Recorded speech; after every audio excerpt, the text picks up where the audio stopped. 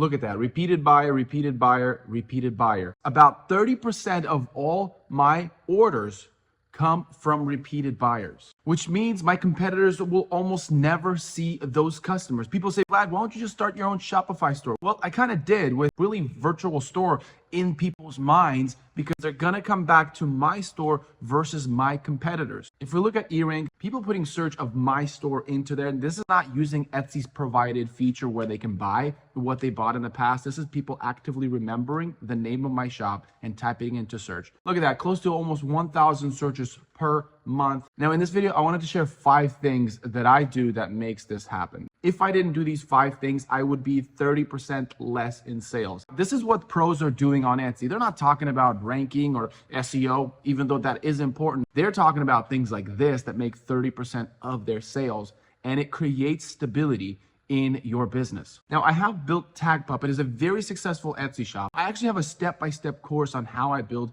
my Etsy business. If you are interested and you want to get a deeper dive, check out the link in the description. There's a discount for you. The first out of the 5 things that I do, and this is not just for my Tag Pup store, this is for my other Etsy shops that I try to do, is the first thing, niche down. Now, there's different ways to think about niching down. And again, talk about all of this in the course. Check out the link in the description. But when you niche down, you either niche down to one product and you make many different variations of that product, or you niche down into the customer's needs and you niche down and surround the customer with many different product types. So you're either thinking, hey, I'm going to sell dog collars and I'm going to make many variations of the dog collar, or I'm going to open up a pet store, pet product store, where you're going to supply the customer with many different kinds of products. And it's more difficult to do one versus the other. It might require more equipment and inventory if you're going to do many different product types surrounding one customer versus if you're going to do one product type, many different variations.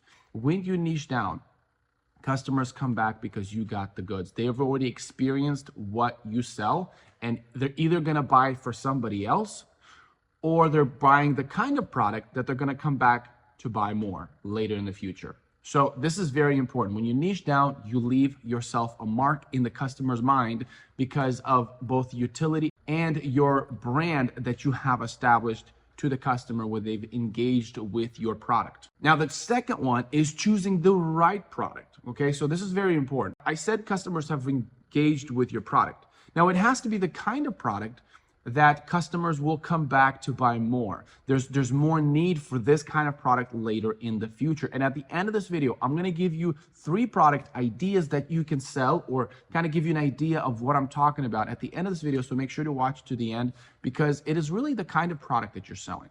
If you're selling a product that they just need once and they will never need it, they've never needed it before, it's just a unique circumstances came up and they needed this product and they came to your store, they bought it, but they're never going to come back. That's a product that might not have as much repeated buyers as products that do. Again, I will share with you guys some ideas at the end of this video. Number 3 is have a large catalog. Now, you want to slightly overwhelm them with the beautiful variations that they wish they could buy all of it, but they're just going to buy a few and they're going to come back for the rest. Again, this will only work if you have the product that customers will buy more of later. If you're selling a product that they only need once and you overwhelm them with options, that might be a bad strategy. So be very careful with this one, but it does help if you play it right. Now, number 4 is we all know that it's important to focus on quality. I'm going to tell you why. If you have a product that customers will come back to buy more of, when they buy from you, you want to create such a good experience that if they make the mistake of buying from somebody else, it would be a bad decision. Meaning you have set the standard, you have set the bar with the quality of materials, the quality of craftsmanship.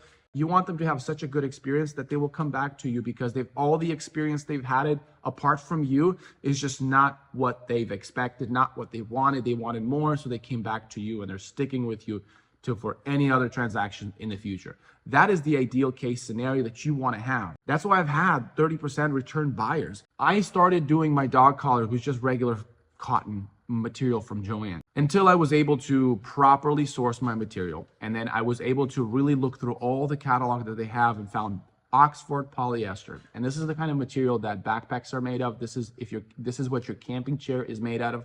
And this material has allowed customers to really feel the quality of the dog collar. And this is the fabric that I print on.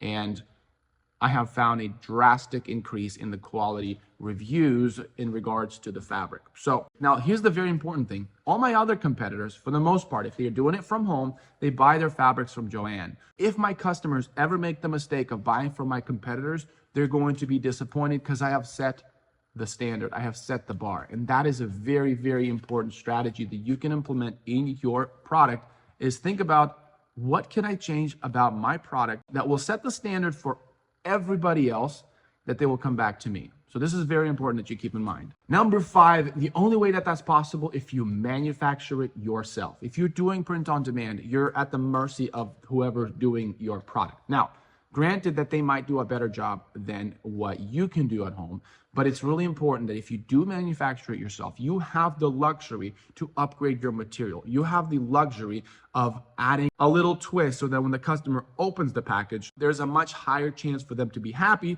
because you have the control of that experience. If you decide to add a patch, or maybe you decide to engrave it on the buckle, or maybe you decide to change it all metal or plastic, it doesn't matter. The fact that you have the control of your product allows you to have the control of the experience when the customer opens their product. Now, let me show you some ideas that you can sell on Etsy, or maybe they'll give you the direction, maybe you can research more of these kind of product types. The first product I have for you is gift boxes. The reason why I say gift boxes is because they're gonna buy more gift boxes down the road. Now, you can sell bridesmaids gifts, but you could also sell get well gift boxes, or for when Christmas comes around, the obvious choice.